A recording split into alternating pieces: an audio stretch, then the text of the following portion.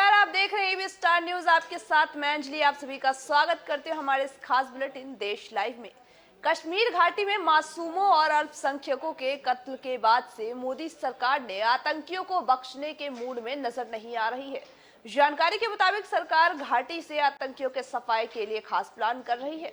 लिहाजा सरकार ने टॉप एंटी टेररिस्ट एक्सपर्ट्स को घाटी भेजा है। वहीं ये एक्सपर्ट पुलिस के साथ मिलकर पाकिस्तान से समर्थित आतंकियों का सफाया करने में मदद भी करेंगे। आपको बता दें कि ईदगाह के श्रीनगर के ईदगाह इलाके के सरकारी स्कूल में हुए आतंकी हमले के बाद से केंद्रीय गृह मंत्री अमित शाह ने कश्मीर को लेकर के 5 घंटे की मैराथन बैठक की है। जानकारी के मुताबिक इस साल घाटी में 25 लोगों की हत्या की गई थी। वहीं अगर पिछले 5 दिनों की बात करें तो 7 लोगों की हत्या पिछले 5 दिनों में की गई है, जिसके पीछे पाकिस्तान के लश्कर-ए-तैयबा समर्थित दी रेसिडेंस फोर्स का हाथ बताया जा रहा है। तो वहीं आपको बता दें कि एक्सपर्ट्स के अलावा राष्ट्रीय सुरक्षा एजेंसियों की अन्य आतंक रोंदी दस्ते से पहले ही कश्मीर पहुंच चुके हैं। आपको बता दें कि आतंकी हमले ऐसे वक्त में हो रहे हैं जब देश भर के टूरिस्ट कश्मीर में जमा है और सारे होटल्स भर गए हैं। ऐसे में आतंकी हमले होना एक बड़े खतरे की ओर संकेत कर रहा है।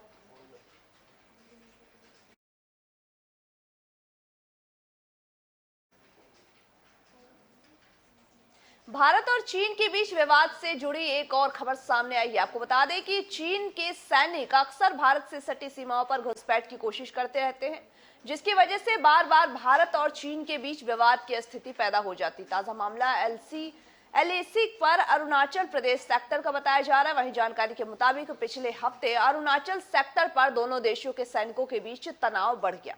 पेट्रोलिंग के दौरान चीन के सैनिकों ने भारतीय सीमा में घुसपैठ की कोशिश की थी, जिससे घंटों तक तनावपूर्ण हालात बने रहे। दरअसल आपको बता दें कि अरुणाचल सेक्टर में दोनों देशों की सीमाओं को औपचारिक रूप से सीमांकित नहीं किया गया, लिहाजा दोनों देशों की सेनाओं की बॉर्डर को लेकर अपनी अपनी धारणाएं भी हैं।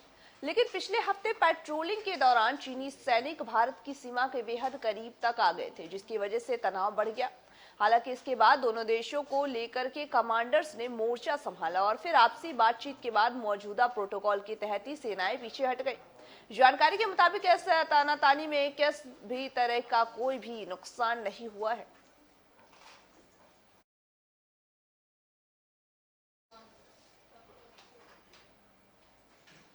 आज भारतीय वायुसेना का 89वां स्थापना दिवस है। आपको बता दें कि इस साल की थीम है आत्मनिर्भर और सक्षम भारत। आपको बता दें कि वायुसेना के स्थापना दिवस के इस मौके पर स्वदेशी विमान तेजस और फ्रांस से आए हुए राफेल ने आसमान में शक्ति प्रदर्शन किया। इस दौरान आसमान में भारतीय वायुसेना का दम भी देखने को मिला। एयर चीफ मार्शल ने बताया कि इस बार की थीम आत्मनिर्भर और सक्षम देश के माहौल को बता रही है। जिस तरह से मेक इन इंडिया के तहत निर्माण हो रहे हैं, उसी तरह ये थीम भी दर्शाती है।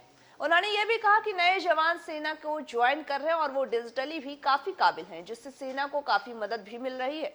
समारोह की शुरुआत आकाशगंगा टीम ने 8000 फीट की ऊंचाई से छलांग लगाकर की। तो वहीं आपको बता दें कि स्क्वाड्रन लीडर जयंत भारतीय वायुसेना का ध्वज लेकर तिरंगा पैराशूट में उतरे, जिनके दर्शकों ने तालियां बजा करके हौसला अफजाई की। वहीं इसके बाद आसमान में ट्राई कलर और पैराशूट के साथ ही पैरा जंपर्स नीचे कूदे, जिनका सभी ने हौसला बढ़ाया।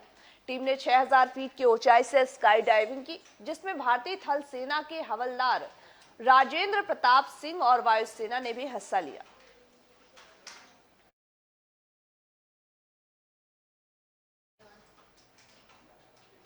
पांच बार की चैंपियन मुंबई इंडियंस के लिए टॉप 4 में जगह बनाना आसान नहीं है। दरअसल आज खेले जाने वाले मुकाबले में प्लेऑफ में पहुंचने के लिए मुंबई इंडियंस का काम सिर्फ सनराइजर्स हैदराबाद को हराकर नहीं चलने वाला है।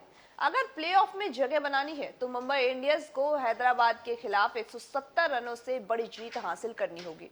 मुंबई अब 13 मैचों में 12 अंक के साथ ही छठे पायदान पर है और मुंबई का रन रेट माइनस में है। तो वहीं कोलकाता नाइट राइडर्स 14 मैचों में 14 अंकों के साथ ही चौथे पायदान पर है और कोलकाता नाइट राइडर्स का रन रेट पॉजिटिव में है।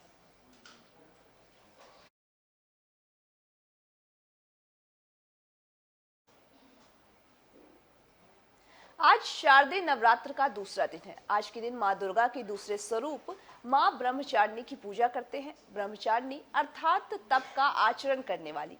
मान्यता है कि आज के दिन जो भी भक्त मां के ब्रह्मचारिणी के स्वरूप का पूजा करता है, उनके जीवन तप, संयम, त्याग और सदाचार जैसे गुणों का आगमन भी होता है।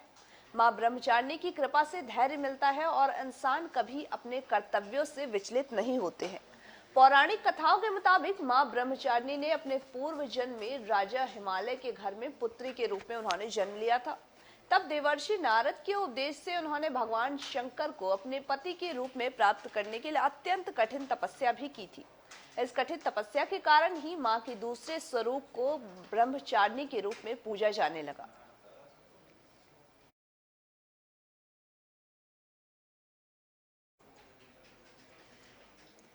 आज के हमारे इस देश लाइव के खास बुलेटिन में बस इतना ही। तमाम बाकी खबरों के अपडेट्स के लिए बने रहिए हमारे साथ और देखते रहिए AB स्टार न्यूज।